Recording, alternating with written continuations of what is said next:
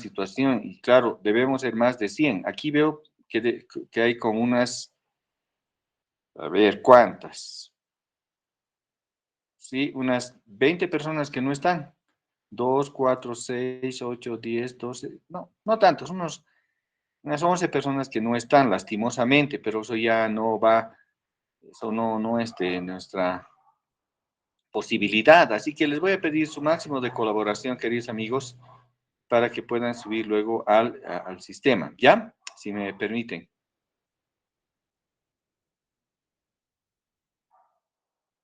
Sí, estamos en el máximo, les cuento.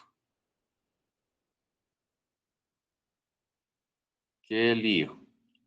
Pero bueno, esto ha sido un imprevisto también. Ustedes saben que no es parte de algo provocado por la universidad, sino es una contingencia social debida a los problemas de combustible, en fin, son de conocimiento público aquellos. Bien. Ah, con razón entonces se han sumado tan rápidamente ustedes, pues no sabía por qué estaban tan desesperados, porque había que a ver, antes pedir que se sumen y no había. Bien, comencemos, ya que estamos al tope máximo y con la colaboración de sus compañeros vamos a proseguir. ¿Dónde hemos quedado, por favor, en el avance de la asignatura? ¿En qué parte hemos quedado en el avance de la asignatura? Buen día, Alicia. Disculpe, ¿y no hay la opción de crear otra sala o de tal vez pasarla a la plataforma Zoom? No creo, vamos a tardar mucho más, queridos amigos. Además, en Zoom solo 40 minutos son. Ya he tenido esa experiencia. Bueno, prosigamos en esta manera, tal como han hecho con su otra asignatura, les ruego. Evans Agnji, ¿está prendido su micrófono? Bien. ¿En qué hemos quedado, curso?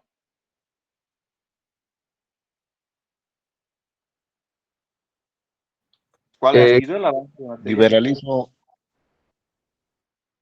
Liberalismo. Ya, estamos en el liberalismo. Muy bien, hemos visto que las condiciones de surgimiento del liberalismo van a ser diversas.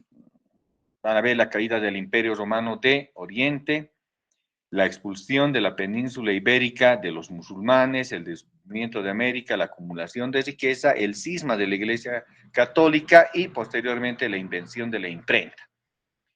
Ello va a marcar tres hechos históricos posteriores muy importantes. Uno en Inglaterra, otro en Francia y luego en Estados Unidos de Norteamérica durante el modelo liberal. Entonces, el Estado liberal, estamos en el punto del Estado liberal dentro del desarrollo histórico del Estado, y este va a ser el penúltimo punto, y vamos a terminar este tema. El Estado liberal se basa en la regla económica, la ecuación de distribución de los productos en el mercado, distribución de los productos en el mercado, la asignación de los productos en el mercado producidos exclusivamente para ser vendidos, no consumidos. Entonces, hay una diferencia sustancial con lo que ocurría en los otros modelos esclavista y feudal, en que se producía para consumir, pero no necesariamente para un mercado y menos una industria de cada uno de los productos.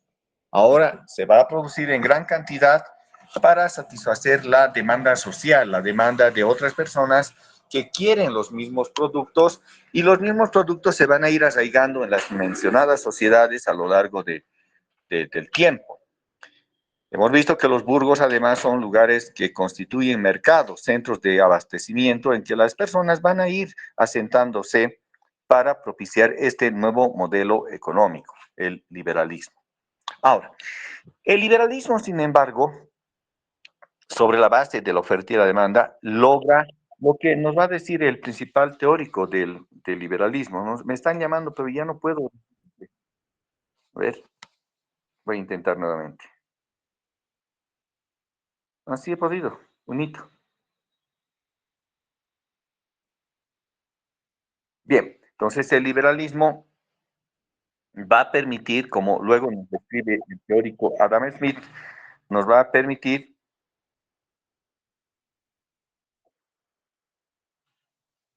y siguen pidiendo, pero ¿qué puedo hacer? Ya no acepta.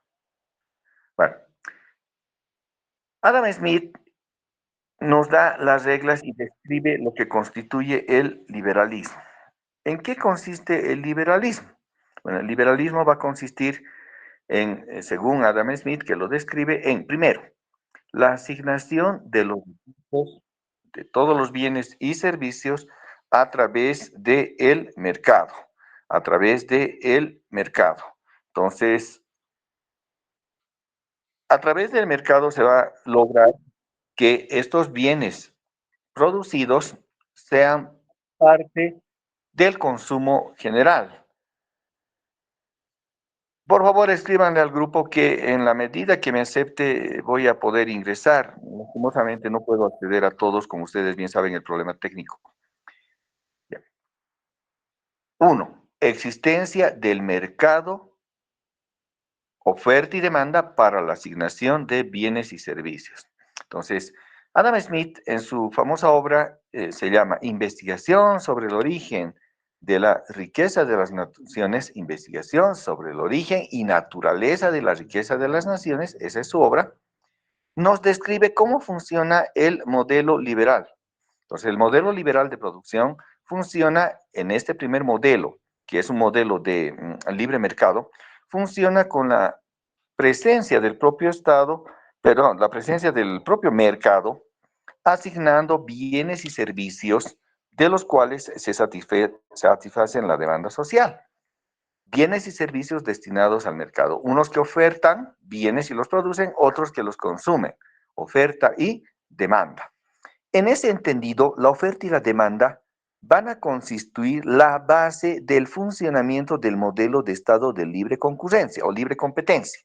Así es, un modelo liberal de libre competencia. Todo se vende, todo se compra y como bien diría Adam Smith en esta primera idea fuerza del funcionamiento del mercado, el mercado satisface las necesidades tal como si existiera una mano invisible. Como vimos en clases, no somos capaces siquiera de producir nosotros individualmente un lápiz, pero el mercado cruzamos a la vereda de frente de la facultad y compramos un lápiz en 2 bolivianos y nos evitamos todo lo que pueda significar hacer un lápiz en el proceso de producción. El mercado es el que satisface las necesidades de la sociedad y controla con la fluctuación de precios, de oferta y demanda, precios y cantidades, logra establecer la presencia de los bienes y servicios a favor de la población y también logra que parte de esa población, la productora, se beneficie con la transferencia de estos bienes obteniendo una utilidad. En la sociedad se trabaja porque se pretende una utilidad, no se lo hace porque no se pretende absolutamente nada. Ese es un error del socialismo, ¿no? Piensan que lo hacen por solidaridad. No, las personas, y acuña también el concepto, el propio Adam Smith, el hombre es un ser económico. La base entonces del liberalismo va a ser el mercado en esta primera idea fuerza y se satisfacen los bienes a través de la oferta y la demanda, su interacción tal como lo hiciera una mano invisible. La mano invisible también va a significar que estos bienes puedan ser ofrecidos en gran cantidad y a veces acumulados sin ser consumidos. La otra idea fuerza que tiene Adam Smith es que la fuerza creadora de la riqueza no había sido la escasez, no, ni la especulación. Lo que había sido la fuerza creadora de toda riqueza es el trabajo. Es el trabajo, el esfuerzo que se pone en la transformación de materias, inclusive en productos básicos. Talar un árbol y ponerlo en una tronca ya significa un valor. ¿Pero por qué tiene el valor? Porque se ha talado el árbol, se lo ha cortado, se ha identificado la madera y se la ha puesto a mercado, sin siquiera convertirla en un mueble, en un tablón o en algo muy sofisticado. Simplemente como un tronco ya es parte del mercado. Pero ¿qué es lo que ha originado que sea del mercado? El esfuerzo humano, el trabajo que se ha puesto en cortar ese árbol y ponerlo a mercado. ¿Por qué es valioso el oro? Primero porque es escaso, obviamente, pero ¿acaso no constituye un trabajo el recolectar el oro bajo las entrañas de la tierra, interior mina, o el oro aluvional en las riberas de los ríos? ¿Acaso no significa que el oro tenga que conseguírselo con esfuerzo? Sí, el oro no vale por sí mismo, sino por el esfuerzo que se pone en conseguirlo. ¿Por qué valen unas perlas debajo del mar? porque no es que las perlas estén flotando en el mar, y aunque fuera que flotando en el mar, trabajo también va a significar recolectarlas por sobre la línea de flotación. Pero si nos introducimos por debajo del mar y hacemos las ostras que tienen las perlas o cualquier otro contenedor de las perlas, entonces eso significa un trabajo. Entonces, la fuerza creadora de la riqueza es el trabajo. Es la idea fuerza también de Adam Smith en Las riquezas de las naciones. Vamos redondeando. El trabajo crea la riqueza. Dos, los bienes se asignan y satisfacen las necesidades en el mercado como si existiera una mano invisible. Y tres, la tercera idea fuerza de Adam Smith también es que la especialización en el trabajo incrementa la productividad. La especialización en el trabajo incrementa la productividad. A ver, vamos a dar un simple ejemplo de esta noche. ¿Quién va a jugar en el arco? ¿Alguien sabe quién va a estar en la nómina del arco? Va a estar Lampe, va a estar Vizcarra y hay un tercer arquero. ¿Alguien que esté informado, por favor? Dick, según escuché ayer en la tarde, noche creo, es que el director técnico Oscar Villegas ha decidido poner a Vizcarra en el arco. Ya, muy bien, va a estar Vizcarra. Excelente, está Vizcarra en el arco, ojalá lo haga bien, yo espero que sí. Vizcarra va a estar en el arco de hoy, pero ¿qué tal si pusiéramos a Miguelito Terceros en el arco de Bolivia? Veamos, ¿los dos son jugadores? Sí. ¿Los dos son jugadores profesionales? Sí. ¿Los dos son jugadores profesionales de alta exigencia? Sí, también. Pero ¿cuál es la diferencia entre Miguelito Terceros y Vizcarra? ¿Cuál será la diferencia? No me acuerdo el nombre del Vizcarra, pero Vizcarra, el arquero Vizcarra. ¿Cuál es la diferencia? En que Vizcarra está especializado en ser un portero. Sabe lanzarse, sabe atajar, sabe intuir la jugada, se lanzará con toda su fuerza, maneja balón, maneja fuerza, cubre. En cambio, Miguelito Terceros, ¿qué hace? Ataca, gambetea, lanza su misilazo y ojalá rompa hoy día las redes del equipo adverso.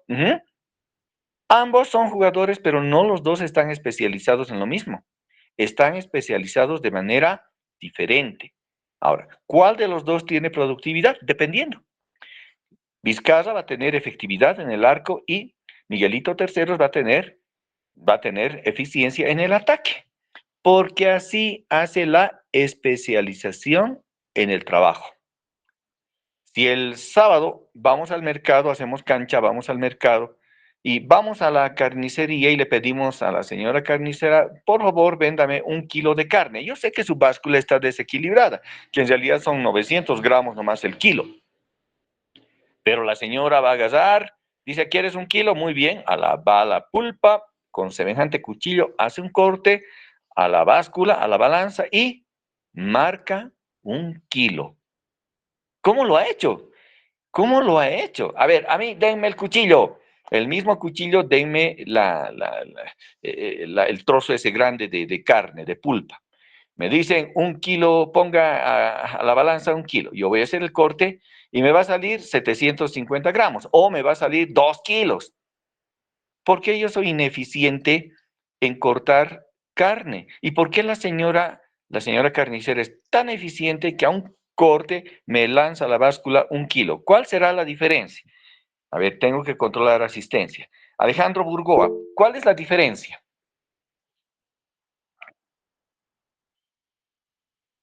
Alejandro Burgoa, ¿está en clases? ¿No está en clases? Hay chicos que quieren pasar clases, le estoy preguntando.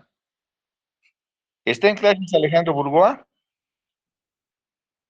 Bueno, no está en clases Alejandro Burgoa. Le vuelvo a repetir. Alejandro Burgoa, ¿está en clases? Bueno, no contesta. No está en clases.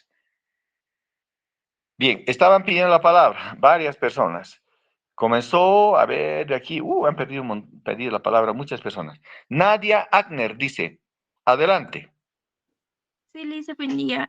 Bueno, creo que es la experiencia, ¿no? Que uno tiene, porque la señora del mercado tiene experiencia y también trabaja día a día de eso. Entonces, su experiencia hace que corte la carne de igual porción. Sin embargo, usted si va, no va a cortar porque no tiene esa experiencia como la señora. Eso sería, Lisa. Muy bien, yo no tengo la especialización en el trabajo. Miren cuán importante es la especialización en el trabajo. Entonces, lo que nos dice Adam Smith es absolutamente cierto.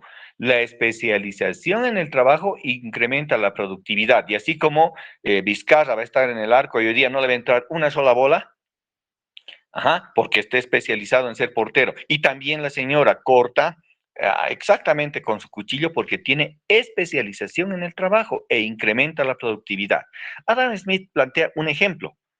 Un ejemplo, dice, en una fábrica de alfileres, señala él, yo voy a ingresar, dice el señor, bueno, Adam Smith, en La riqueza de las naciones, y me percato que al ingresar hay una persona que corta los alambres acerados exactamente a la misma medida y sin necesidad de una muestra.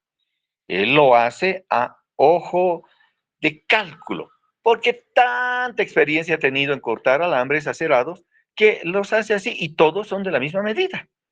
Otro se encarga en sacarle filo a estos alfileres, otro colocar la cabeza, otro de empacar.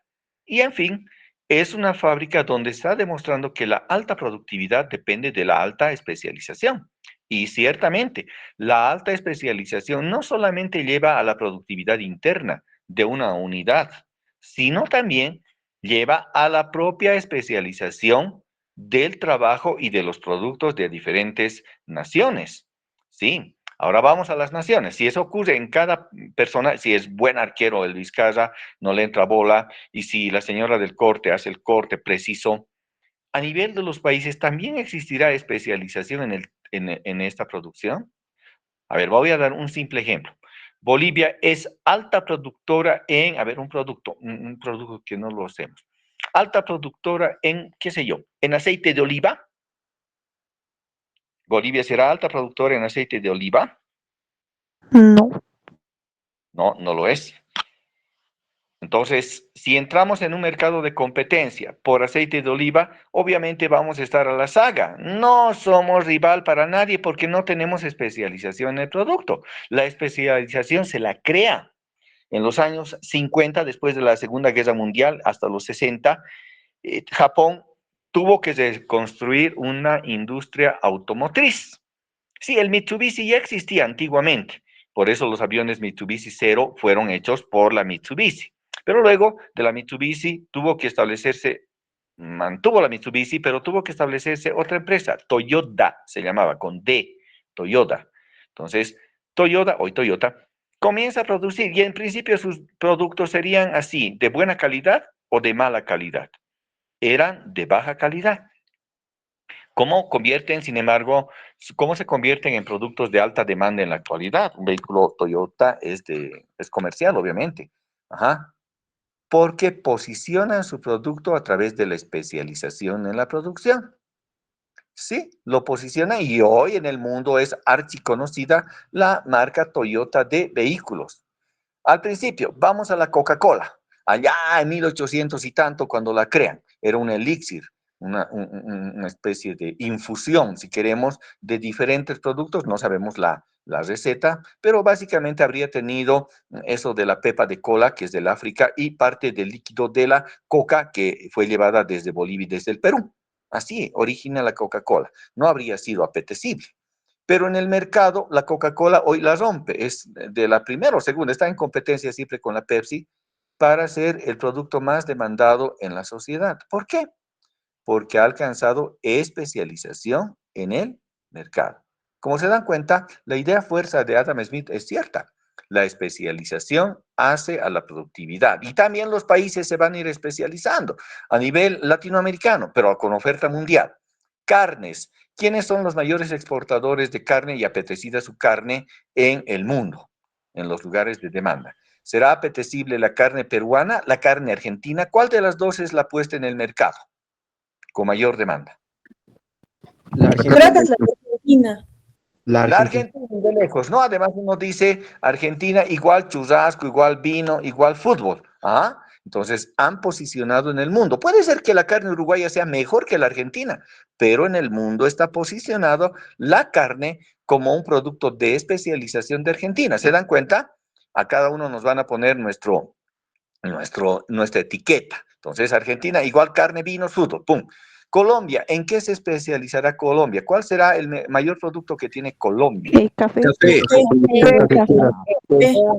Café colombiano, que puede ser bueno, y de hecho lo es, excelente producto, pero pueden haber otros cafés en el mundo también, café brasilero, el café boliviano, que no es de mala calidad, pero a nivel internacional está posicionado como un producto estrella de especialización el café de Colombia. Ahora, en el caso de nuestro país, Bolivia, ¿en qué está especializado o cómo nos han asignado especializados en producción a nivel internacional? ¿Cuál es el producto estrella de exportación de Bolivia? La soya y la quinoa, Lice. Perdón. La soya. La hoja de doctor. La coca, ¿no? La coca, y le vamos a poner sin decir palabras feas, la coca y sus derivados, por no decir lo otro. Sí, en realidad la coca y sus derivados ilícitos son el producto estrella de Bolivia. Así que boliviano en el exterior, lo que le van a decir es, usted tiene cocaína, usted ha consumido cocaína, peor. ¿Cuándo fue la última vez que usted consumió? O sea, ya te dan por sentado que eres un drogo de esos, ¿no? Que estás consumiendo cocaína, un vicioso. Yo odio eso. Entonces, sin embargo, estamos posicionados de esa manera en el mercado internacional. Nos guste o no nos guste, es así. Y en consecuencia, la especialización incrementa la productividad, inclusive al interior. Tenemos potencialidades que podríamos aprovecharlas. ¿Quién nos podría ganar en la producción de la papa de alta calidad? Porque lo que producen los demás no es papa de alta calidad. Es papa, pero no es de alta calidad. La papa andina es de alta calidad. Podríamos quebrar el mercado. No, pues sería un piojo tuerto la Pringles, ¿no? Las supuestas papitas. Y, en fin, tenemos potencialidades. O la quinoa que tenemos de altísima calidad. No la consumimos porque somos tontos, tiene alto grado nutricional, pero preferimos otros productos. La quinoa se la llevaron al espacio, la están tratando de producir en otras tierras, en Australia y en otras partes del mundo, en Estados Unidos también, en Europa. Pero producen, sí producen, pero no es de calidad. No es de calidad. Jesús Rafael pedía la palabra, adelante.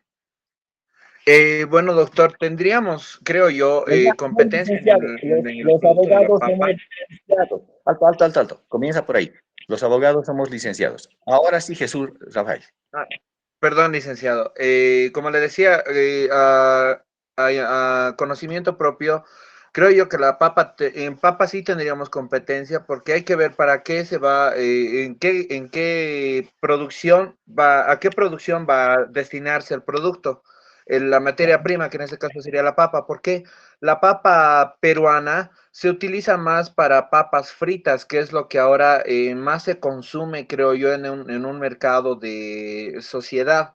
En cambio, la papa boliviana es la que sí sirve para hacer cocer y preparar otro tipo de comida, pero como ahora está en plena vigencia la disponibilidad de papa frita como alimento o de comida rápida en el mercado, entonces yo creo que la papa peruana sería un poco más, yo lo consideraría como competencia para la papa boliviana, porque no tendría en este momento la definición exacta de por qué es mejor la papa peruana para hacer papa frita, pero sí es más accesible para el producto porque es más, tiene algunos componentes que lo hacen más delicioso en la cuestión de la papa frita a comparación de la papa boliviana, doctor, o Bien, licenciado, perdón. buena intervención. Pero en realidad es porque ha habido intervención del Estado peruano en la producción de la papa. Hace bastantes años han dicho, vamos a producir papa. ¿Cuál? ¿La de siempre? No.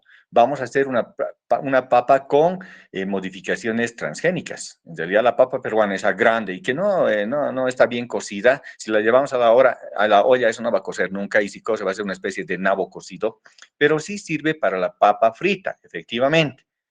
Pero estamos hablando de papa de calidad, de consumo. Sí podríamos ser competidores. No hablo solamente con el Perú, hablo en el mercado internacional. A ver, comparemos nuestra papa, la boliviana, con una papa mexicana. De hecho, en México no tienen gran variedad de papas, 3 variedades de papas. Nosotros no sé cuántas tenemos. Los peruanos también. O sea, me refiero a la región andina. Tiene la potencialidad de producción, o papa, o quinoa, en fin. Eso es lo que nos dice desde hace tanto tiempo Adam Smith. Los países y los actores individuales, a mayor especialización en el trabajo, mayor incremento de la productividad. Y es así. Los chinos llenan el mercado con la producción siguiendo esas reglas.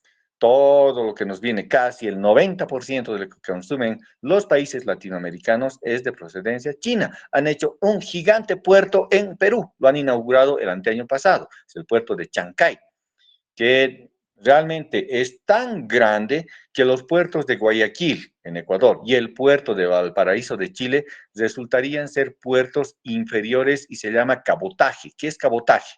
Puertos que ya no van a tener mercadería directa desde el Asia, sino la mercadería va a llegar al Perú, a Chancay, y desde ahí recién el cabotaje, es decir, el segundo tramo, lo van a hacer desde Chancay hasta Valparaíso o desde Chancay hasta Guayaquil. Fíjense lo grande que es el mercado, porque los chinos tienen plena noción de que la especialización de la producción lleva al incremento de la productividad.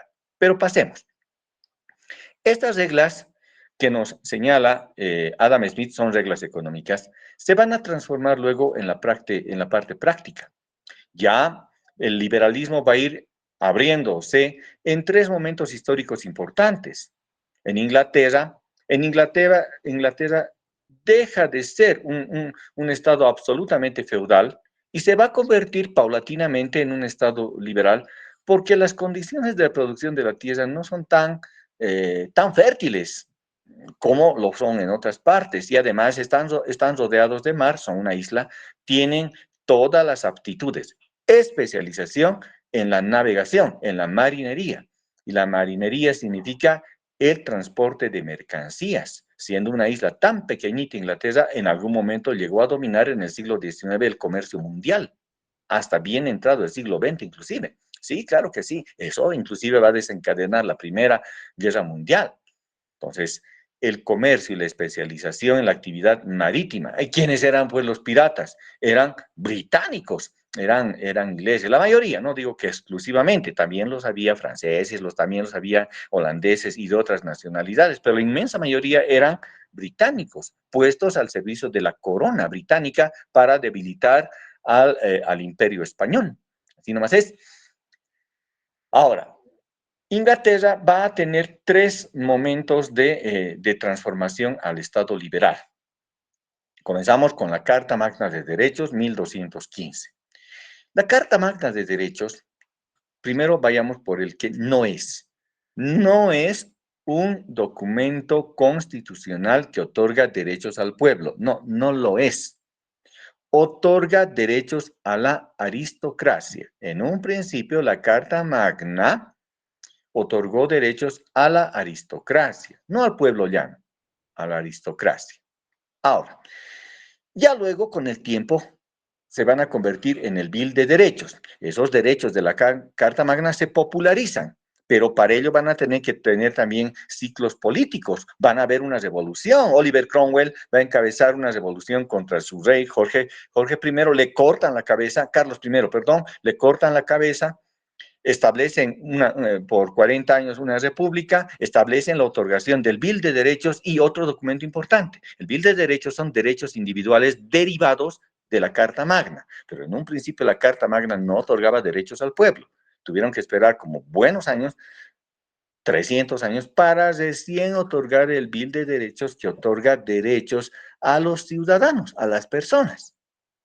Y además, en el instrumento de gobierno, que es el tercer documento importante que emerge de Inglaterra, son tres: Carta Magna, Bill de Derechos e Instrumento de Gobierno. En el instrumento de gobierno se establece el cómo se organiza y funciona el gobierno británico. Si bien existe una monarquía, el peso político fuerte radica en el Parlamento, con ese nombre, el Parlamento británico, que está constituido por dos cámaras, una cámara de senadores, en realidad son cámaras de los lords, de personas aristócratas que ocupan cargos, y la Cámara de los Representantes, también llamada Cámara de los Comunes. ¡Ay, qué comunes! Sí, esos. Bueno, y el gobierno se forma en la Cámara de los Comunes, en el Parlamento británico, y no se elige un presidente, no. ¿Qué tiene? Del conjunto de representantes, si quieren ustedes el nombre de diputados, de entre ellos designan a quiénes van a ser los gobernantes. Entonces se reunirán las fuerzas políticas, porque ahí sí se demuestra que todo es político, no es nada de la ciencia y esas cosas que nos toman el pelo. No, no, no. Son decisiones políticas, se reúnen bajo intereses políticos y repartija de cargos. Entonces tienen un primer ministro y hay secretarías, lo que llamamos ministerio, que son los propios diputados, los propios comunes que van a ejercer estos cargos, secretario de Educación, secretario de Guerra, secretario de la Marina, secretario de todo, ¿no? Secretario de Hacienda, en fin, secretario de Justicia. Son los ministros, pero ¿quiénes son? Son los mismos representantes diputados, los comunes. Forman gabinete de gobierno y a la cabeza del gabinete de gobierno está el primer ministro, que no es otra cosa que un representante electo por voto ciudadano. Ahora, ¿cuál es la virtud de la democracia británica en el instrumento de gobierno? Está que el Parlamento británico se maneja por tradiciones y que tienen obligatoriamente elecciones a mitad de periodo. El periodo dura 4 años. Y a mitad del periodo, cada 2 años existen elecciones. Entonces, quien está en función de representante, nuevamente va a elección para si el pueblo le confirma su confianza. Entonces, se mantiene en la elección, se mantiene en el cargo, más bien, ¿no? Si tengo un voto de confianza, pero estoy sometiéndome a elección. Pero también puede haber un contendor que diga, no, lo estás haciendo muy mal. Y el contendor se presenta en esos 2 años y puede ser que gane. Y en ese caso se sustituye. ¿Por qué? Porque no están cumpliendo bien su labor parlamentaria. Porque los parlamentarios británicos están preparados no solo para ser diputados, no, están preparados para ser gobernantes. No olviden que cualquier diputado, cualquier común, puede ser gobernante o primer ministro. Entonces, cada uno de ellos tiene que estar preparado para ocupar un cargo ejecutivo de conducción del Estado. Entonces, vamos a tener una gran capacidad de estos políticos en la intervención de la cosa pública, en la política, a diferencia de los nuestros. ¿Qué es lo que hacen nuestros senadores? ¿Qué está haciendo el Milton Condori? Está vendiendo su toro a todo el país. Ajá. Eso es lo que hace nuestro diputado, nuestro vicepresidente ya debe estar cómodamente en una banca de Monterrey, en el partido, no le interesa un pepino su función gubernamental. Nuestro presidente está autorizando la venta de combustible de mala calidad y por eso tenemos el paro que tenemos. En fin, en cambio en el sistema británico parlamentarista, tenemos un parlamentarismo, no un presidencialismo, se eligen estos diputados comunes para que ejerzan la función de gobierno. Y se reconfiguran porque ahí tampoco hay lealtad. La ideología, les dije en político, no vale para nada. No vale para nada la ideología política. Nada, pero así nada. Y lo más manifiesto es el pragmatismo británico. Hay normalmente 3 fuerzas que interactúan. Los conservadores, que diríamos que son de extrema derecha, los liberales, que diríamos más o menos son del medio, y los laboristas, que digamos que son una especie de izquierda. Supongamos que está así un parlamento. Ustedes dirán, la ideología es lo que mandan porque la ideología define un partido. No, absolutamente falso. En la conformación del gabinete de conducción del sistema británico, el primer ministro puede ser un conservador, pero puede tener alianza el Partido Conservador para ese momento con el Partido Laborista. Alto, alto, alto. Extrema derecha e izquierda unidos. Sí. ¿Por qué? Porque la ideología no sirve para nada.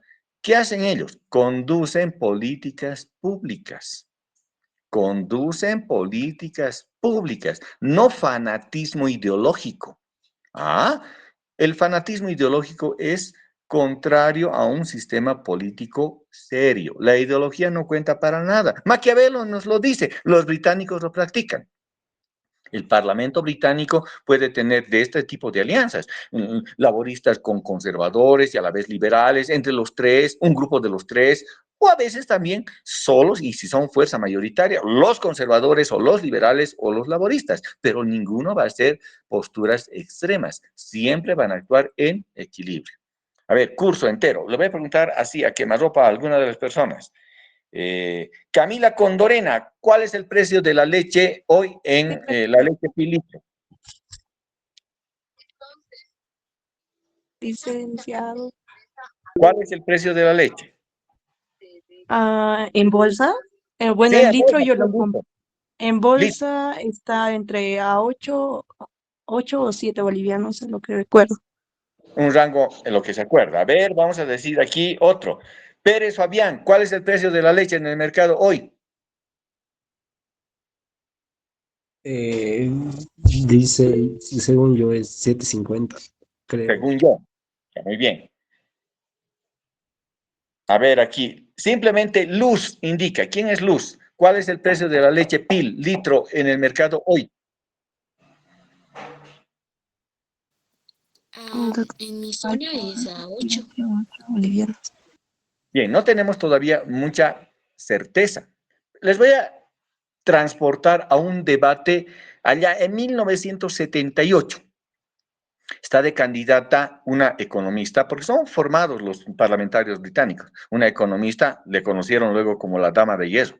Y está en concurso contra otro economista también. Los británicos son economistas y también políticos. Y están en debate. Y para definir la cuestión en un debate, porque los distritos se pelean, ojo, no hay lealtad a los partidos. Eso es importante que lo hacen los británicos. No hay lealtad. En un periodo puedo ir con el partido conservador, al siguiente voy a ir con el liberal. No hay lealtad con el partido. Porque ¿a quién se deben los diputados? A su pueblo elector, a su distrito electoral. No es como acá, que elegimos nuestro diputado uninominal. ¿Quién será y qué hará? No sabemos, nunca se pinta, nunca está en nuestro barrio, en nuestra zona, en nuestro distrito. ¿Quién será? Pasan los 5 años desapercibidos. En el sistema británico, no. El debate en los distritos electorales es sustancial, su propuesta directa además, para ganar o perder la elección. Le hicieron a quemarropa a los dos candidatos. ¿Cuál es el precio de leche? Así, lo que les hice hoy. Y la dama tuvo la precisión y dijo, son tantas libras esterlinas. Y el otro dudaba, más o menos como nosotros, ¿no? Creo que está 7, creo que está 7.50, creo que está entre 8 y 9. No tenía precisión. ¿A quién le van a elegir los británicos? ¿A la que tiene precisión o al que no tiene precisión? Curso. Al que tiene precisión. O Tiene precisión. el que sabe del manejo diario de la economía. Ajá. Para los británicos es muy importante la política económica. No les interesan los discursos ni las promesas, ¿no? Pues no va a ir un candidato de distrito para ofrecer monorriel. Lo que nos han ofrecido, más teleféricos. ¿Acaso es la municipalidad de teleféricos? Más teleféricos, monorriel, dijo el otro que dijo, pan gratis, el otro que dijo, vamos a privatizar el Puma. ¿Ah? Recién el domingo hemos pasado las elecciones. Eso es nada más política grosera, oferta grosera que saben que no la van a poder cumplir porque hay un pueblo ignorante. En cambio, en el sistema británico su pueblo está informado y saben que su candidata que fue electa luego llegó a ser primera ministra. Y una primera ministra con larga data y con fuertes pantalones para guiar la política exterior interna también de los británicos. Una vez le hicieron una huelga a los mineros de carbón y no tenían razón en la pretensión. Y dijo ella, no voy a ceder. Pero van a estar en huelga de hambre y se van a morir de hambre. No voy a ceder. ¿Y se murieron? Sí, se murieron. 4 de ellos se murieron en la huelga de hambre. ¿Y ella cedió? No cedió. Su nombre era Margaret Thatcher. Los argentinos dijeron, vamos a recuperar las Islas Falkland, las Malvinas. 4 de abril de 1982. 2 de abril de 1982. Y ella dice, salgan argentinos que voy a mandar a mis fuerzas. Voy a tener que aplastarlos militarmente. Los argentinos van a cruzar medio mundo hasta el Polo Sur para sacarnos. ¿Y qué creen que hizo ella? Cruzó todo el océano. Bueno, sus tropas cruzaron todo el océano hasta el Polo Sur y los aplastaron militarmente a los argentinos. Una persona realmente política. El político es el que decide y ejecuta. No es el que hace cacareos y hace promesas incumplibles. Al nuestro presidente le hemos escuchado decir, el Estado tranca, va a desaparecer, 50-50, en gasolina de buena calidad. Hoy estamos en paro porque tenemos eso. Ajá. Promesas vacías. En cambio, en el sistema británico, si haces eso, te aguantan las 2 gestiones. Pero las 2 gestiones, por norma, tienes que ir a la convalidación de tu mandato. Sí, no te van a pedir revocatorio, no tienes que pedir firmas, no tienes que hacer nada, sino que tienes que ir directamente al revocatorio. En todo caso, habrá otro candidato que diga, yo quiero ser. Y si lo hace mejor, él va a ser. Así que para ser gobernante tienes que hacer bien las cosas. Esa es la virtud del sistema parlamentarista británico. Es así su funcionamiento hasta la actualidad. Sabemos bien que existe todavía la corona, pero es meramente simbólica. Simbólica, ahí tenemos, bueno, ha fallecido la reina hace, no sé, 2 años debe ser, ¿no? Pero ha vivido como 500 años y estaba de reina. Hoy está su hijo, que es bastante anciano, y el hermano del rey le daba por comer niños. Está en la lista de Epstein como principal partícipe, comensal, caníbal, claro, de la lista esa en la isla de ese sujeto. Degeneración, pero la corona, no el gobierno. El gobierno británico está en manos del primer ministro y del gabinete, y ante todo del parlamento. Entonces, eso es a partir del instrumento de gobierno. Nos saltamos de lugar, vamos al continente, vamos a Francia. Francia también establece un Estado liberal, pero tiene también diferencias. Es absolutamente continental y por tanto es amplia la producción agraria. Los reyes viven en ostentación y ante las crisis que habían de sequía, se tenían que seguir pagando las cuotas de producción en el sistema feudal. Ya se crearon también los villorios, se crearon los burgos, claro que sí. Hubo el nacimiento de la producción, pero aquí va a ser fuerte algo muy importante. La difusión del conocimiento. Con la invención de la imprenta, que hemos marcado como algo importante para que surja el sistema liberal, con la invención de la imprenta, entonces se logra conocer y popularizar el conocimiento. Popularizar el conocimiento. Se populariza el conocimiento. Entonces, obras que se salvaron de las salvajadas que hizo la Iglesia Católica en la época del oscurantismo, obras como las de Platón, Sócrates, Aristóteles, se las van a reimprimir, se las traduce y se las reimprime. Y otras obras que van a surgir en el Renacimiento, las obras de Maquiavelo, las obras de Montesquieu, y principalmente de el que fue el que iluminó, y para Illuminati, ¿no? El que iluminó la revolución, aunque ya había estado muerto. ¿Quién fue? ¿Quién fue ese pensador? Jacques Rousseau, dice. Excelente. Jacques Rousseau. Y sus obras principalmente conocidas. Discursos sobre el origen de la desigualdad de los hombres en la sociedad y el contrato social. A ver, recapitulemos tareas que hemos hecho.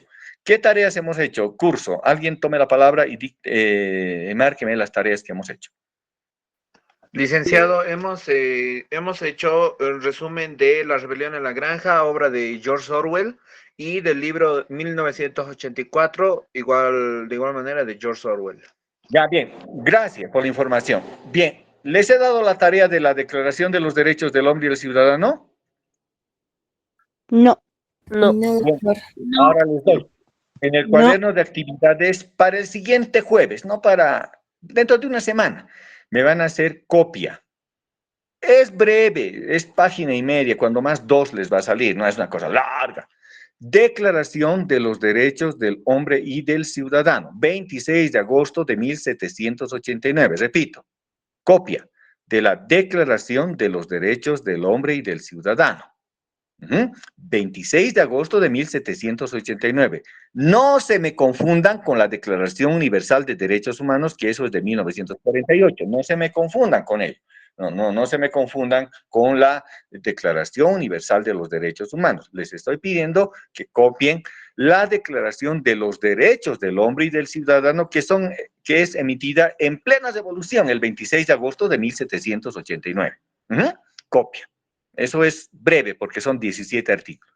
Y también van a resumir, la tarea número 4, van a resumir las 10 primeras enmiendas de la Constitución de los Estados Unidos de América. Las 10 primeras enmiendas, de la 1 a las 10 primeras enmiendas del sistema constitucional norteamericano. Le llaman también Declaración de Derechos, aunque su nombre es 10 primeras enmiendas, de la 1 a la 10, y a ellos suman las enmiendas 13 y 14. 13 y 14 que tienen que ver con el tema de la emancipación de la raza negra y otorgación de derechos civiles. Eran esclavos hasta ese momento. Bien, esas son las 4 tareas para el siguiente jueves en el cuaderno de actividades. Voy a firmar. Ahora volvamos. Francia. Francia propicia una revolución. No vamos a hablar a detalle sobre esto porque tenemos un tema específico, pero propicia la revolución en un tránsito entre el Estado feudal y el Estado liberal, entre el feudalismo decadente y el Estado moderno, así se llama, el modernismo. El modernismo significa además el cambio de una época en la humanidad, de la historia. Pasamos de la Edad Media hacia el Estado moderno, al Estado liberal. Sabemos bien que han habido hechos muy importantes como la toma de la Bastilla, pero a ellos no nos vamos a referir, ni tampoco a la Asamblea Nacional, no. ¿A qué nos vamos a referir? Al principal documento emergente de la Revolución Francesa. Y ojo, no es solamente de la Revolución Francesa, es de todo el sistema liberal.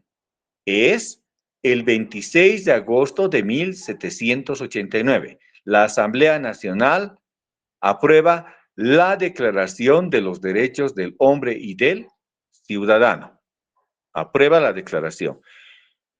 Iluminada, claro, del pensamiento de Rousseau, de Montesquieu y de otros autores, que ese conocimiento se había difundido a través de la imprenta. La imprenta de distintas temáticas se llamaba la enciclopedia. Diderot y D'Alembert se dieron a la tarea desde 30 años antes de ir publicando y traduciendo esos escritos y popularizándolos. Aquí se va a manifestar exactamente lo que pidió el rey Salomón al Señor. ¿Qué le pidió el rey Salomón al Señor? ¿Muchas riquezas o qué le pidió? Sabiduría. Muy bien, sabiduría. La sabiduría lleva al resto. Bueno, el rey Salomón tuvo riquezas y tuvo no sé cuántos mil mujeres, no sé cómo era su historia, pero en el tema principal le pide sabiduría. El conocimiento es sabiduría y el conocimiento es poder. Y una vez que la imprenta se encarga, la imprenta a través de la enciclopedia se encarga de difundir estas ideas, hacer condensados de los libros, ya ves, los libros enteros los publicaba, llega al conocimiento de las personas. Y las personas que asisten a la Asamblea Revolucionaria no son personas iletradas, son personas iluminadas, con conocimiento. El iluminismo, la revolución, el guiar la revolución sobre la base del conocimiento y no la ignorancia. El conocimiento nos hace libres, nos hace sabios, nos hace ricos posteriormente. Entonces, la riqueza en realidad radica en este otro aspecto, en el conocimiento difundido por la enciclopedia. Y obras como las de Jean-Charles de Secondat, conocido como Montesquieu, o del propio Rousseau, o de otros autores, llegan a empaparse en la colectividad. La enciclopedia, además, no es que se publican todas las obras en extenso, sino que se publican resúmenes muy valiosos de las mismas. Miren, alguna vez yo he estado en un aula controlando uno de mis exámenes y a un chico o una chica, no me acuerdo quién, se le cae un papelito con letra bien menuda, yo no sé cómo leen eso, y que habían todos los conceptos que yo había desarrollado en clases. ¿Qué se llama eso? Ese papelito, ¿qué se llama? Ayúdame. Es el chanchullo, es el chancho, ¿no? Pero, oye, tan bien hecho estaba ese resumen, si yo no sabía si aprobarle ese ratito, no lo iba a hacer porque es fraude académico, pero ¿por qué pierde el tiempo en hacer ese documento de resumen y se nota que ha estudiado, cuando podría haber dado simplemente el examen sin eso? Bueno, le ha anulado, le ha expulsado, en fin, todas las cosas que hago yo. Pero exactamente eso es lo que ocurría en la enciclopedia. Hacían resúmenes precisos, libros condensados. Les voy a recapitular a ya el siglo XX. ¿Alguien conoce las revistas Selecciones? ¿Ha conocido las revistas Selecciones? Hoy es digital. ¿No la conocen? Muy bien, yo refiero. Bueno, las revistas Selecciones es exactamente eso. Es un conjunto de resúmenes de obras literarias, de política, de economía, de matemática, de medicina, en fin, hasta de chistes. Por eso es una miscelánea, una enciclopedia nueva. Se llama Selecciones. Cuando era yo muchacho, tenía 14 años, tenía un vecino, mi amigo Pacheco, que éramos parte del equipo de fútbol de la zona, y un día su papá, el doctor Pacheco médico, falleció. Bueno, Pacheco, mi compañero, tuvo que irse a Santa Cruz, la mamá era cruceña, y nos pidió el favor, la señora, que nosotros del equipo le ayudemos a cargar sus muebles el día sábado ese que se iba a trasladar, y hemos ido. Al final nos quedamos, mi hermano y yo, con Pacheco, los últimos que quedamos para cargar los últimos muebles, refrigeradores y esas cosas, y ha sobrado una caja, un cajón. Y había tenido la colección de revistas Selecciones del médico fallecido, el doctor Pacheco. Entonces la señora dijo, chicos, ustedes me han ayudado, aquí esto se los dejaré a ustedes, les va a servir. A ese momento yo no sabía qué era, ahorita esa vieja que tacaña, dije, no, ¿cómo nos va a dar eso? Pero ya con el tiempo he ido viendo, que nos ha regalado conocimiento. Y decía yo, ¿por qué me sacaba altas calificaciones en el colegio? Si yo no era uno así que esté, profesor, aquí está la tarea, ¿tenemos tarea, profesor? No, no, pero sí rendía bastante óptimamente en los exámenes. Estaba en el cuadro de honor y alguna vez abanderado. ¿Por qué? ¿Cómo lo hacía?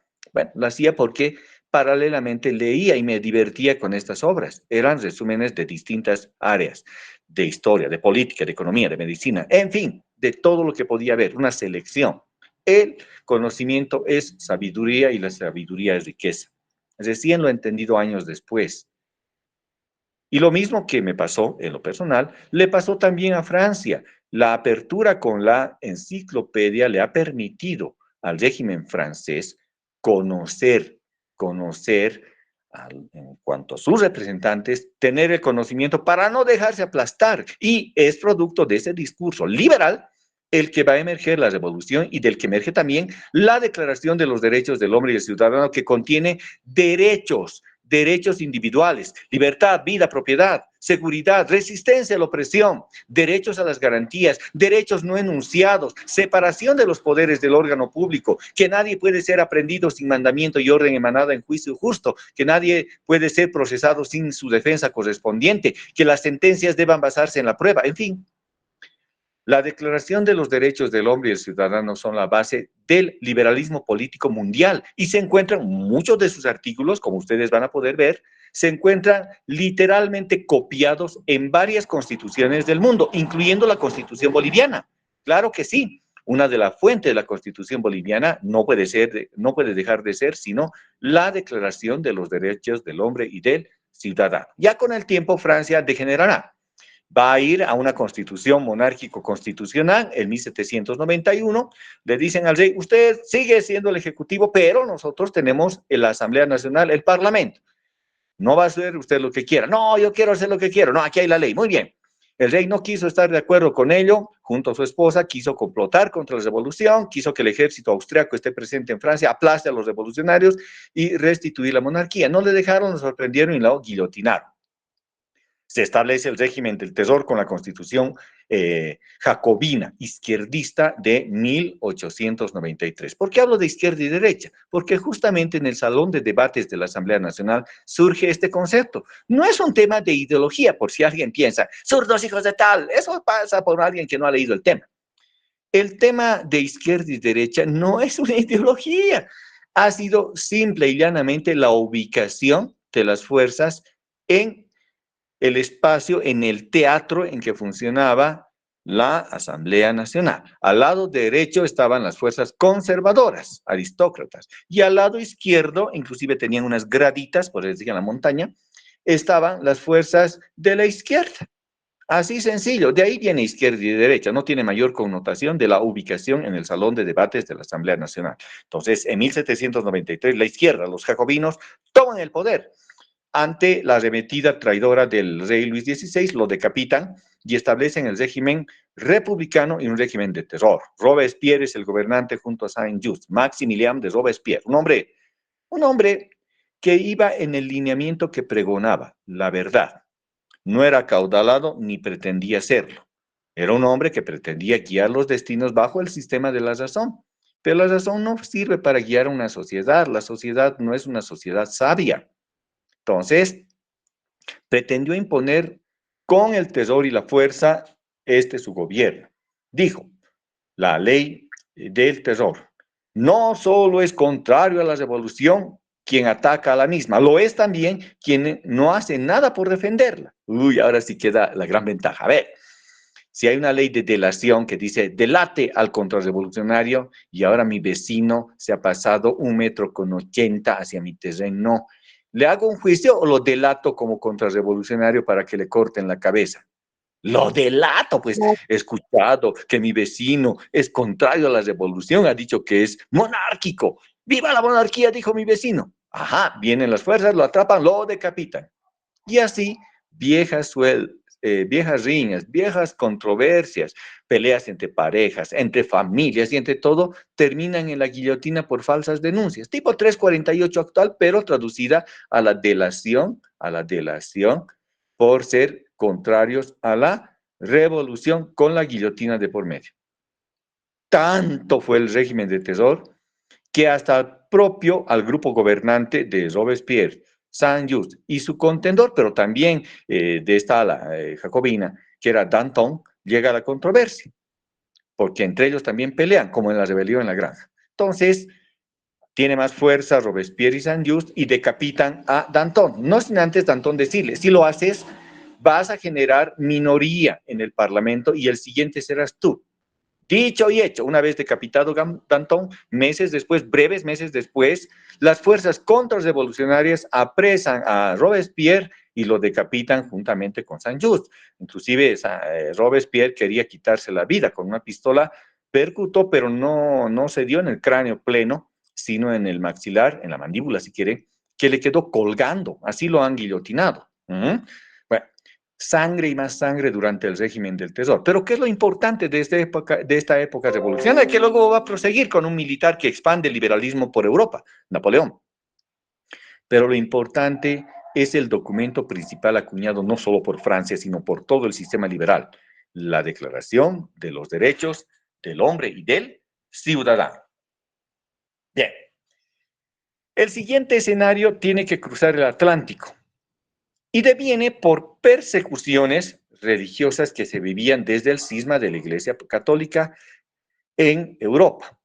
Los católicos implementaron torturas y un régimen corrupto que quería aplastar a toda disidencia, entre ellos los reformistas protestantes. Y estos no tenían escapatoria, porque quien controlaba la dotación de tierras era el papado. ¿Dónde ir? ¿Han descubierto América? Pues vámonos a América. ¿Cuál es la diferencia entre las colonias británicas y las colonias españolas? Las colonias españolas llegaron para saquear las tierras, llevarse las riquezas.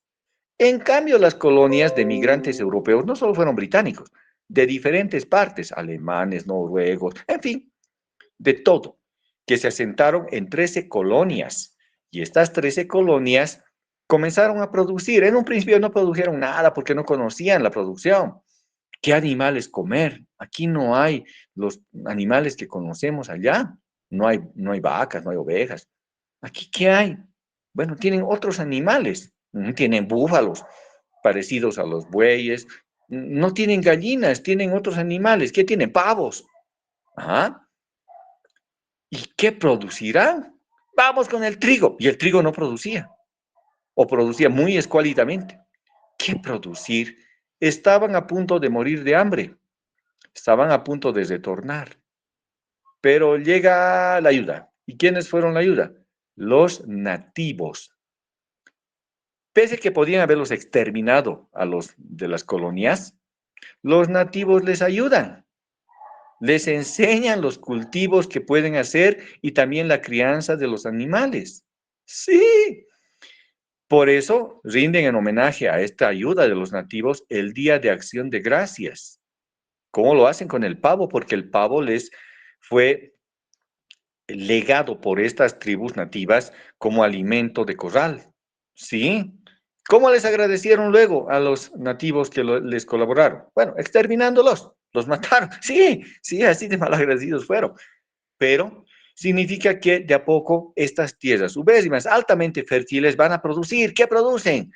Té, tabaco, chocolate. ¿Qué más? Caña de azúcar, melaza, algodón. Productos que en gran cantidad se va a producir en las colonias y se los lleva por barco y se da cuenta la corona. Dice, estas tierras sí que producen y bien. Así que, más impuestos. Y dicen los colonos, pero señores, señor rey, nosotros súbditos de la corona británica, a nosotros también nos asiste el Bill de Derechos, ¿se acuerdan? Del Bill de Derechos británico, el conjunto de derechos. Nadie puede imponer los impuestos diferenciados, los impuestos tienen que ser igualitarios y con nuestra participación, y ustedes nos quieren imponer mayores impuestos, señor Rey, recapacite, le mandan a una comisión, le mandan a Benjamin Franklin para que les diga que no, que ellos son también ciudadanos de las colonias y que no pueden haber impuestos diferenciados. Una vez que están allá y ante presencia del rey, el rey dice, no, voy a imponer los impuestos, voy a imponer no más los impuestos. Así que retorna todo humillado, Benjamin Franklin informa y dice, no, nos van a aplicar nomás, pese a que hubieron actos de rebelión, de echadas de la producción al mar, nada. Así que recapacita. Cuando un régimen es abusivo, existe la razón de la rebelión. Y por tanto, nosotros, el pueblo norteamericano, decidimos la declaratoria de nuestra independencia para ver de nuestros destinos. Ya más luego dirá su constitución en su proclama. Dice, que a nosotros, como hombres libres, nos asisten los derechos naturales de la vida, la libertad, la propiedad y la búsqueda de la felicidad. Sí, ellos no quieren, a diferencia de los españoles, colonias españoles que saqueaban, ellos no, ahora ellos quieren producir y ser un Estado propio, independiente. Tienen su documento, el Acta de Independencia. Años después, en 1787, generan su Constitución. Y esta primera Constitución norteamericana, bueno, su única Constitución, es una Constitución orgánica u organizacional, porque solamente se dedica a organizar el aparato estatal de los estados federales. Tiene un poder ejecutivo electo por voto ciudadano. Ya no hay más rey. Ahora es un ciudadano el que puede ocupar el cargo de la conducción del Estado, un presidente. Diferente además al sistema parlamentario británico, donde había un primer ministro, ¿no? Ellos tienen un presidente electo por voto ciudadano. Tienen un parlamento, replican lo de Gran Bretaña. Tienen un parlamento que le llaman Congreso con sus dos cámaras, cámaras de senadores y cámara de representantes. También tienen el sistema de elecciones a mitad de periodo. Tienen también el sistema de elecciones legislativas a mitad de periodo. Eso viene de la fuente británica. ¿Qué más tienen? Tienen un tribunal supremo, una Suprema Corte Federal de los Estados Unidos de Norteamérica. Y en ella están los más altos magistrados que ya no son jovencitos. Para ser magistrado se necesita, según su mandato constitucional, saber leyes. Bien facilito, voy a aprender código civil, código penal, listo, voy a ser magistrado. No.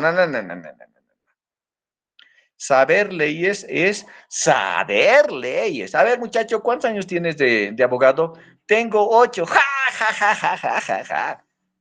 ¿Cuánto tiene usted, señor, que está postulando? Tengo 45 años de abogado. ¿Cuántos años tiene usted? 70 años. ¿Usted quiere ser magistrado? Sí. Y otro diga, yo también tengo la misma edad y he escrito libros y he sido docente y además nunca he defendido a corruptos. Siempre he sido un abogado leal, siempre he sido un juez digno, siempre he sido un fiscal que ha cumplido sus funciones, siempre he sido un abogado estudioso. Y entre ellos se va a seleccionar a los que tengan mayor capacidad en la terna que emite el Senado y el presidente les nombra. Es una designación política, es lo de menos. Porque entre todos los concursantes en esa terna siempre van a haber personas de alta calidad, con decirles que la edad mínima que se tiene no está escrita en ninguna norma, es por costumbre. Es de 65 años para ser magistrado de la Suprema Corte Federal. 65 se dice, entró a baja edad, joven, dice, 65 será joven, pero bueno, ellos piensan así. Yo no alcanzaría, me faltaría un montón para ser magistrado de la Suprema Corte Federal. Ese es el sistema que tiene. Para ser magistrado de la Suprema Corte Federal se necesita saber leyes. He ahí el secreto de la gran estabilidad de su jurisprudencia. Ellos no se aventuran como en las payasadas que hace Bolivia. Su Tribunal Constitucional de Bolivia dicta una y otra sentencia, un día una, otro día otra, la Suprema Corte también un día una y otra, no tienen lógica. En el sistema norteamericano, su jurisprudencia data de hace 200 años y se sigue aplicando, porque se llama estabilidad. Ellos no juegan. Ningún magistrado se va a atrever a modificar una coma de la Constitución. En Bolivia le meten nomás. No, ahora ya no es requisito estar en territorio boliviano para si quieres ser el candidato a alcalde o senador. No, ¿por qué? Porque no importa, porque así lo decimos. En fin, estabilidad. Y también, claro, tienen la interacción del juego entre los estados que tienen derecho propio, se llama el derecho estatal, que pueden establecer propias normas, leyes. Pueden establecer algún estado la pena de muerte y otro no. ¿Por qué? Porque tienen el derecho estatal. Pero todos están unificados bajo el Estado federal. En el Estado federal asume la soberanía de todos los estados y los estados delegan su soberanía. Esos 13 estados se convierten en uno solo, los Estados Unidos de Norteamérica, 4 de julio de 1776, y aprueban su constitución el 17 de septiembre de 1787. 4 años después aprueban sus 10 primeras enmiendas, de las cuales voy a referir. Estas 10 primeras enmiendas también se llaman Declaración de Derechos. Inclusive en algunas partes le malnombran, porque no es un nombre, Bill de Derechos. ¿A qué se refiere? Son derechos individuales que ya habían emergido desde la Carta Magna, el Bill de Derechos y el instrumento de gobierno británicos, que ya se habían plasmado en la Declaración de los Derechos del Hombre y del Ciudadano. Y entonces las 10 primeras enmiendas establecen derechos individuales, derecho a la vida, a la propiedad, al juicio justo. Todos estos derechos que luego van a ser parte de esas individualidades. Las enmiendas 1 a 10 son en realidad las garantías que les asisten a los ciudadanos norteamericanos, estadounidenses, al momento del establecimiento. Pero dense cuenta de esta pequeña contradicción. Los padres fundadores, Jefferson, Adams, Washington, Franklin, ¿qué error tienen?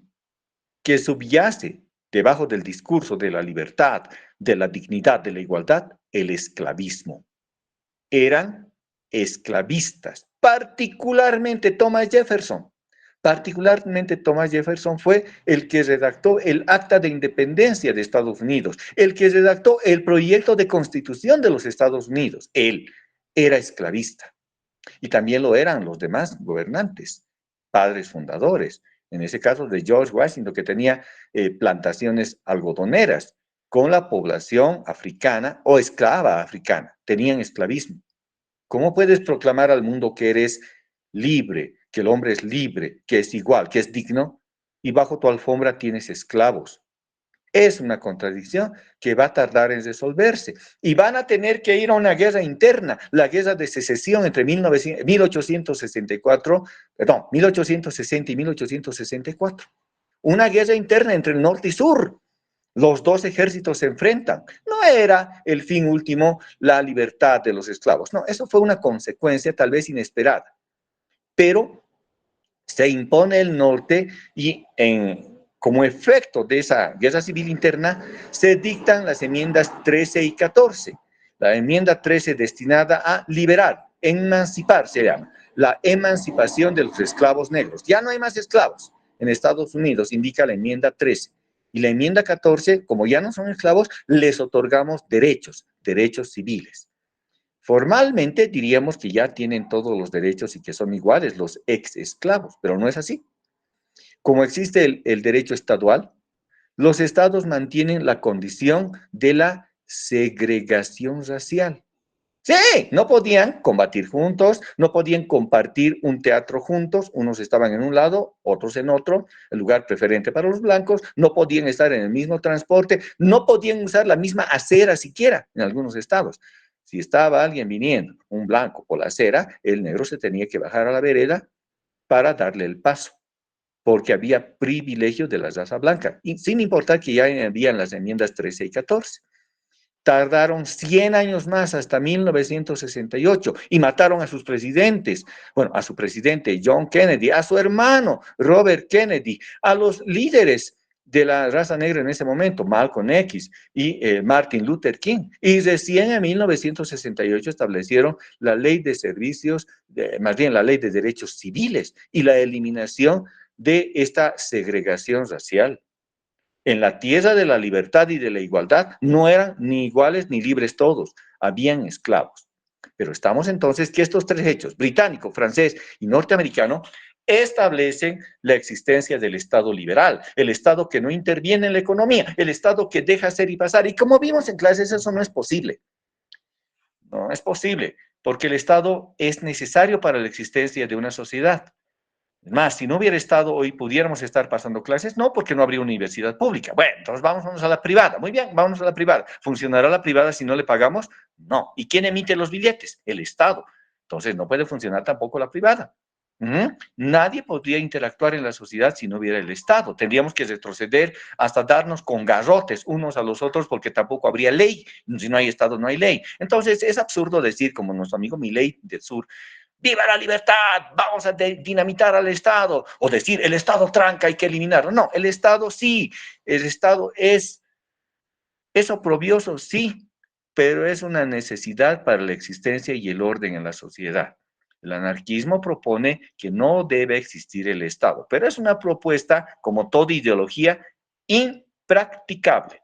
Por tanto, la ideología no puede guiar a la política. Y ahora transitamos a la última forma de evolución del Estado, el Estado social, también llamado Estado de bienestar. ¿Qué es lo que ocasiona? Vamos a los brotes. Si la fuerza de trabajo en el liberalismo también era parte del mercado y por tanto podía estar en la oferta y la demanda, hagamos un siguiente ejemplo. Muchachos, yo sé que el salario mínimo nacional es 3.300, pero voy a pagar 2.000 bolivianos y voy a comenzar. ¿Quiénes van a trabajar más horas conmigo? A ver, ¿quién es? Yo trabajo 8 horas. Muy bien. Como no hay reglas, ahora yo trabajo 10 horas. Muy bien. Por los 2.000, sí. Yo trabajo 14 horas, por eso. Muy bien. Y habrá otro más necesitado que diga más o menos así. Yo voy a trabajar 20 horas al día, 7 días a la semana por ese monto de salario.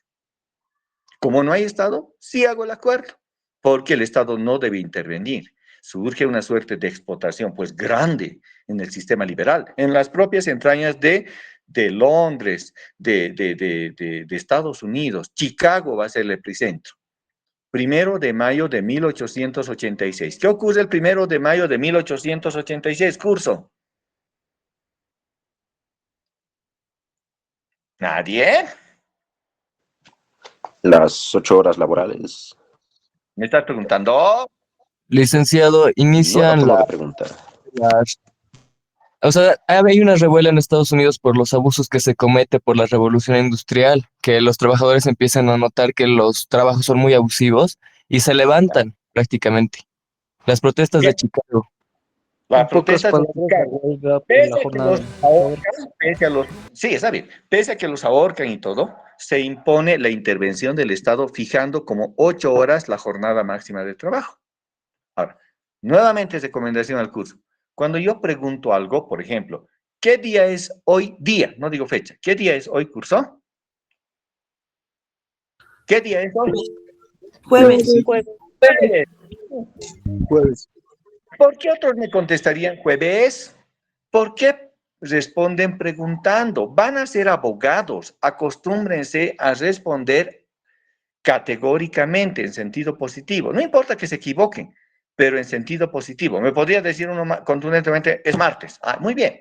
Está mal, pero me ha respondido contundentemente. Pero no la duden.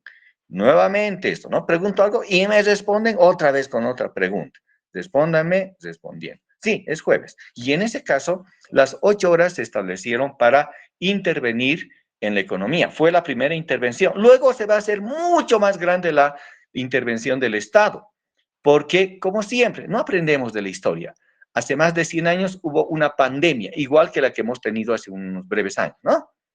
Igual hubo una suerte de moneda fiduciaria especulativa, lo que hoy le conocemos como Bitcoin y sus derivados, ya hubo hace 100 años, se llamaba la bolsa de acciones. Y todo ese manejo es especulativo y falso. No aprendemos, sin embargo, de la historia. Seguimos, ¿no? Con ese manejo fiduciario. Oh, no, es lo máximo. No, no puede haber riqueza si no tiene par en la producción, esa es una regla. Lo demás es especulativo, se llama estructura Fonzi, es una estafa piramidal. Bien, ¿existió eso? Sí existió, y fue en Estados Unidos. Las acciones de la Bolsa de Valores de Nueva York se sinceraron, dijeron, ¿por qué van a valer tanto las acciones? Vale tanto, y se redujeron. Y vino la pobreza generalizada, los bancos quebraron, las industrias cesaron.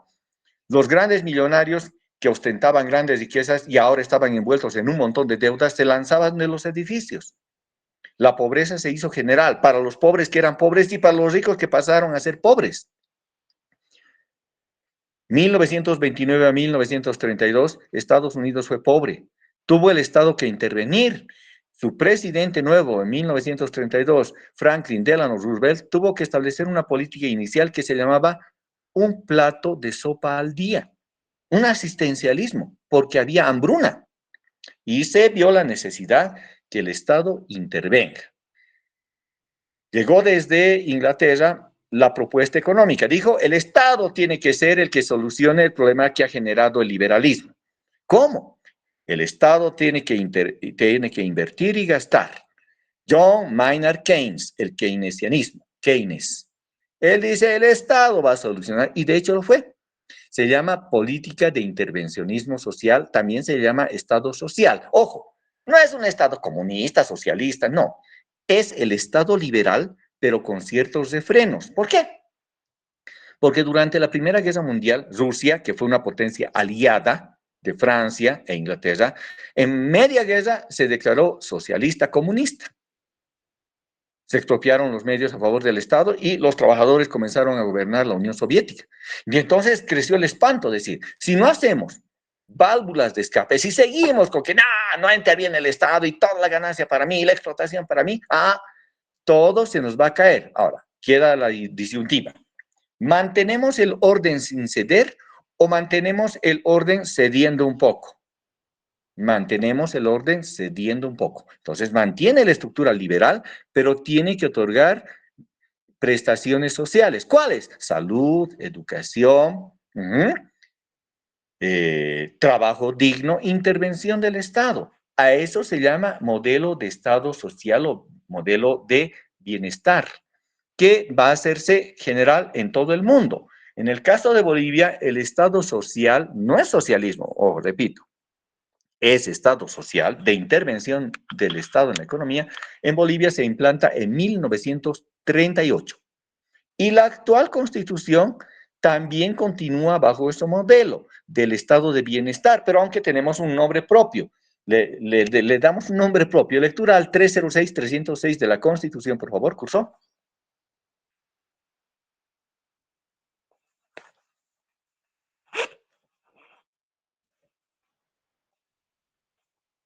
¿Alguien que nos pueda dar lectura al 306?